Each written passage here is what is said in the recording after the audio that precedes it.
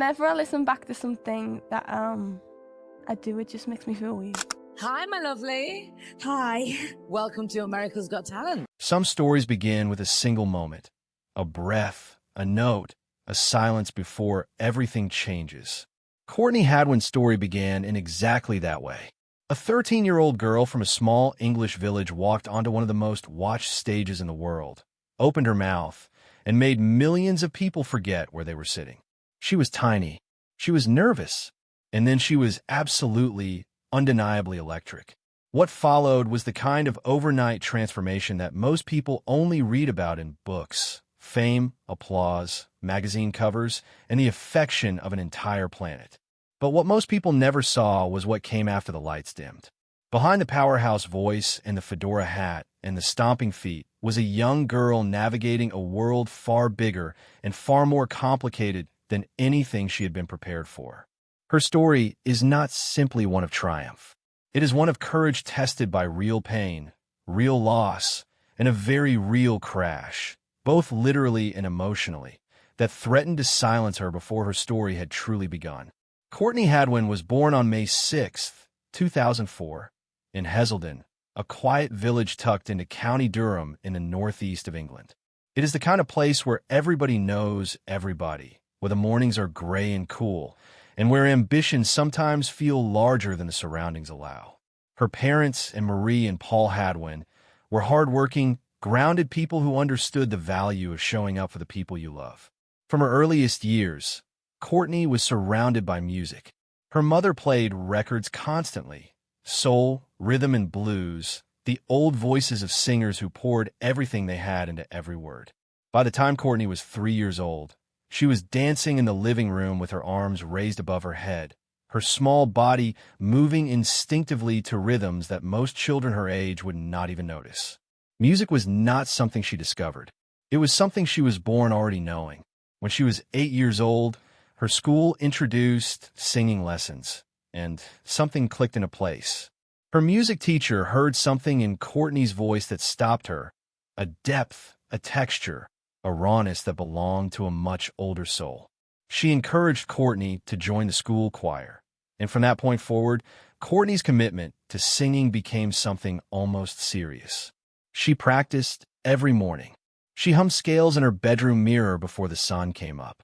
She studied breathing the way other children studied maths. Her classmates noticed. They called her the rocker girl, and the nickname stuck because it was simply accurate. She did not just sing. She performed. Even at 8, even at 9, even at 10, there was something in the way Courtney Hadwin stood in front of a room that suggested she understood the relationship between a voice and an audience in a way that most adults never figure out. By the time she was 10, she had pulled together a group of neighborhood children and formed a small ensemble they called Durham Soul. Their parents scraped together money for guitars and drums. Small crowds gathered in the street to watch them play. A local newspaper sent a reporter to cover them, and the headline that ran in print, "A young girl brings soul to County Durham," made her parents weep with pride and gave Courtney her first taste of what it felt like to be seen. She kept that article. She read it again and again. It told her that her voice was not just something private and personal. It was something that could move people she had never met, people who owed her nothing and chose to stop and listen anyway. Her parents invested in proper training at Schottenhall Theater School, and Marie drove her every weekend without complaint. The teachers there worked on control, on phrasing, on the technical architecture of singing. But what they could never teach, and what Courtney already had, was the emotional authenticity that made her performances feel like confessions rather than concerts. She learned to shape her voice around the feeling of a song rather than simply the notes. She learned that silence between words could carry as much weight as the words themselves. These were lessons that most professional singers spend decades trying to absorb. Courtney absorbed them before she reached secondary school. By the time she was 12, the dream had outgrown the village. She began saving her pocket money. She wrote goals in a notebook late at night when the house was quiet. She wanted to perform on stages where nobody knew her name yet, where she would have to earn the silence, earn the attention, earn the applause. That desire carried her across the Atlantic Ocean in the summer of 2018.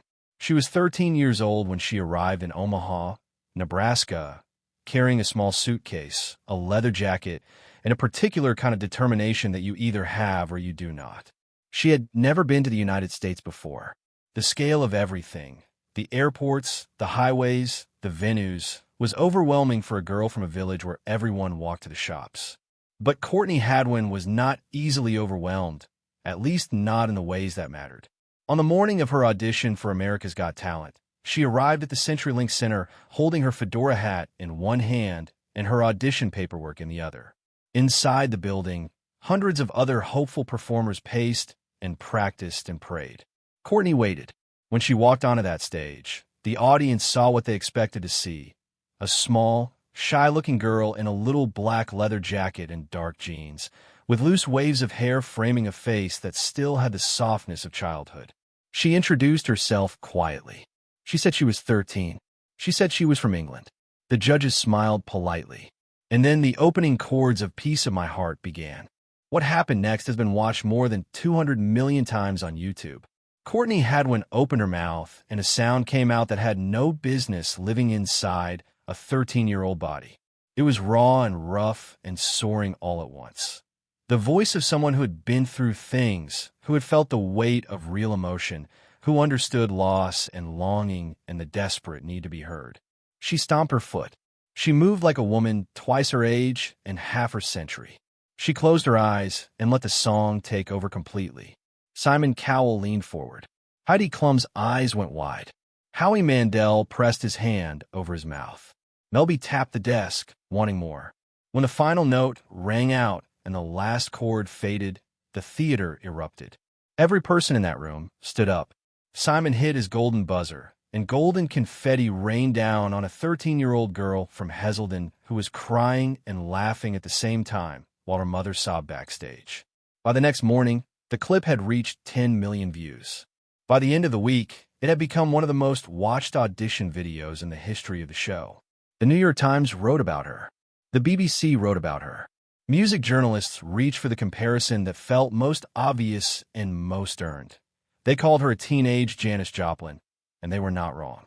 Talk shows called. Radio stations played her name. The world, seemingly overnight, wanted to know everything about this child from County Durham who had walked onto a stage in Nebraska and rearranged people's understanding of what a human voice could do. What followed those extraordinary weeks was something that many people never consider when they think about young talent and sudden fame. The live shows of America's Got Talent demanded constant performance, constant travel, constant presence in front of cameras and judges and crowds. Courtney managed it with a grace that consistently surprised the adults around her. She chose to sing Maybe by Janis Joplin for the live shows and delivered a performance so powerful that the audience rose to its feet before the song was even finished. She appeared on The Ellen DeGeneres Show and made Ellen laugh, while simultaneously making her tear up. She performed on The Tonight Show starring Jimmy Fallon while Questlove played live behind her, and the audience was on their feet before the second verse. She handled every interview with a quiet maturity, redirecting conversations toward music and away from celebrity, telling anyone who asked that she sang because it made her feel free, not because she wanted to be famous. But fame, once it arrives, does not ask permission to change things. Behind the appearances and the standing ovations, Courtney was still a child. She was still attending school, remotely, with a tutor, squeezing coursework into the margins of a schedule that had been built for adults. She still called home every night. She still missed her dog. She still needed her parents close. The entertainment industry, in all its enthusiasm for her talent, was not always structured to account for those needs. The pace was relentless. The demands were constant.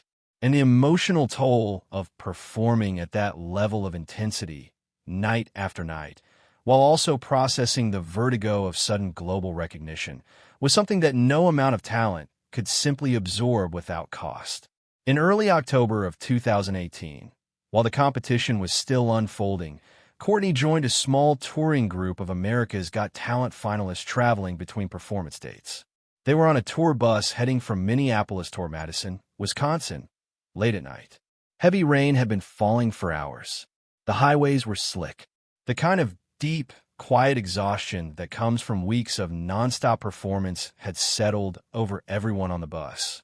Passengers rested under blankets. Instruments were secured in their cases.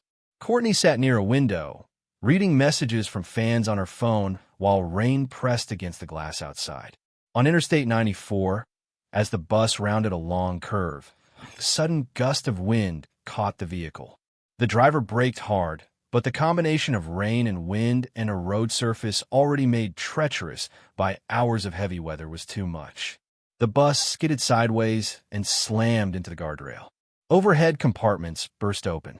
Cases slid from their positions. The sound inside was terrifying, metal against metal, glass vibrating, people lurching forward. And then silence, broken only by rain and the sound of someone crying somewhere toward the back. Courtney had been thrown forward in her seat. She struck the luggage rack above her. When the bus finally came to a stop, leaning against the barrier with its hazard lights blinking weakly in the rain, she unfastened her seatbelt and tried to stand. Her right knee screamed with pain. There was blood at her temple. Around her, other performers were shaken, some clutching injured wrists and shoulders, all of them pale and frightened in the emergency lighting. Passing motorists stopped and called for help. Within minutes, first responders arrived, ambulances, a fire truck, highway patrol, and began working through the bus systematically, assessing everyone on board. At St. Mary's Hospital in Madison, doctors confirmed what the pain had already been suggesting. Courtney had sustained a fracture of the right kneecap and a mild concussion. No surgery was required for the knee, but 6 weeks of limited movement and physical therapy lay ahead of her. The concussion meant strict limits on screen time, reading, and anything that put strain on a still-healing brain. She was 13 years old, thousands of miles from home, lying in a hospital bed with a fractured knee and a bandaged forehead, while outside her window, the rain continued falling. The response from the public was immediate and overwhelming. Social media filled with messages of concern and support. Fellow contestants recorded video messages.